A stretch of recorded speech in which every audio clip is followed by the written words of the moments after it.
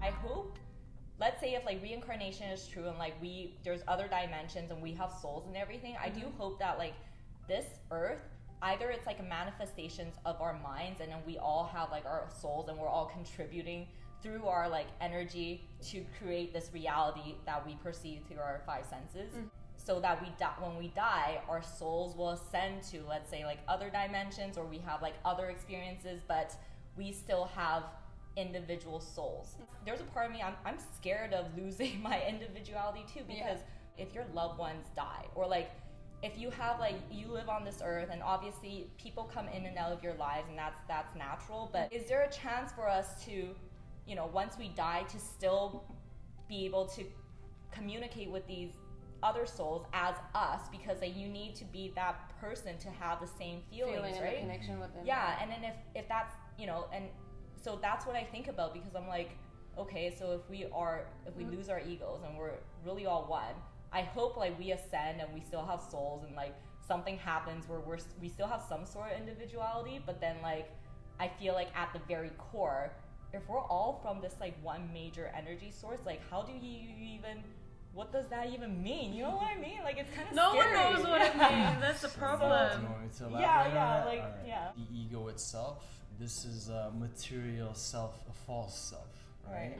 So when we're born into existence based off of the environment you're born in, society, and the materialistic aspect of things, that's what molds us to what we make our identity to be, right? That's not your true self. No, it's not. So when you create that false self, that's like whatever, you own a condo, you have this job, you have this family, all that kind of stuff is amazing, that's good. Yeah. But that's not who you are as your true self, right? I have input, but after. Because that's a false ego, because then fear of detachment, when you take all of those things away, what are you essentially, right? Okay, I see. Right? I see what So you're it's saying. not that you're bound to all these connected things and you're going to disconnect from them in the next life or whatever. It's more so identifying with them and fearing losing these things because that's what you identify with, right? Because there's a lot of people, for example, like they're very successful, I don't know, like actors or UFC fighters or whatever, and if it wasn't for that, like they feel like they wouldn't exist or they don't have a purpose anymore. But in reality, that's not what life should consist of, right? Because the moment you're born, like you're pure, right? But what the world does and what society in that moment does is it molds you into you creating that false self. Right. So detachment, and that's why all these yogis and these meditation gurus and all this stuff, what they do is they surrender to everything. They detach from everything, right? And what happens when you detach from everything? You feel like you're one with everything, but not in a way where you're connected with every single individual, but you feel like the collective energy, like you feel pure love. Right. And presence and oneness with everything. Okay. Like there's no fear, there's no anger, there's none of the emotions, you're not attaching to it, you're just being. Right. Let me ask you a question. When you think of it, your mind and your consciousness, do you think of them as the same thing or two separate things? Separate. Right. Yes. So that's another thing I know. too, right?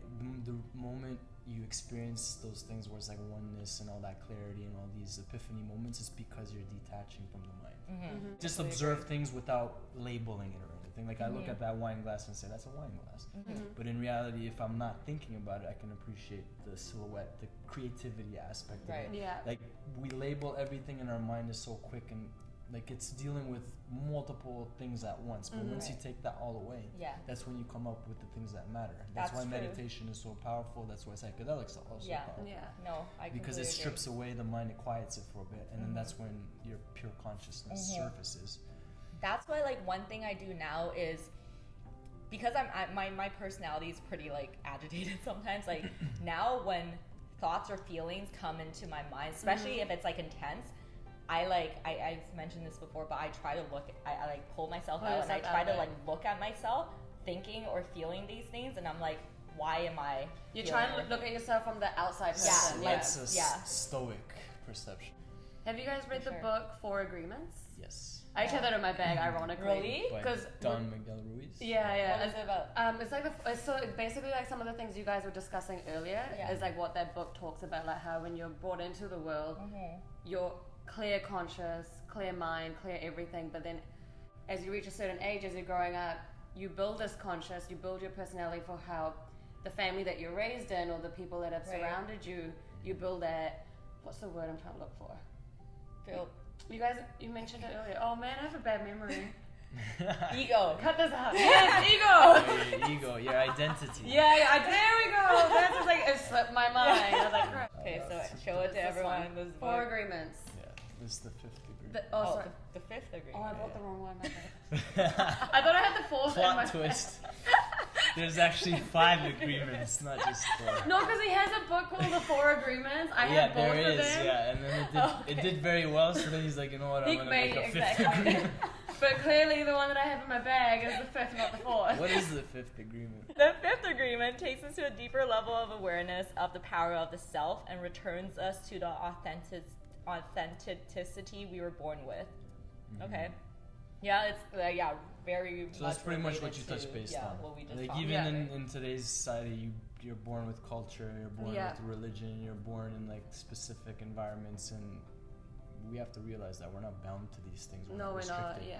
And we don't until you realize you have a choice whether or not to break free from that. You're never free, because then you're living for other people's expectations. You're living for the agreements that are made for you. Right? Yeah, right. And what's the point of doing that? That's no point. Yeah. There's a recipe in here. Stuffed avocado, potato, red pepper. Have you ever seen my blog? It's the Poor Pantry. Oh yeah, Poor Pantry, tiramisu. I'll include it in the link below. Oh my god. Description below.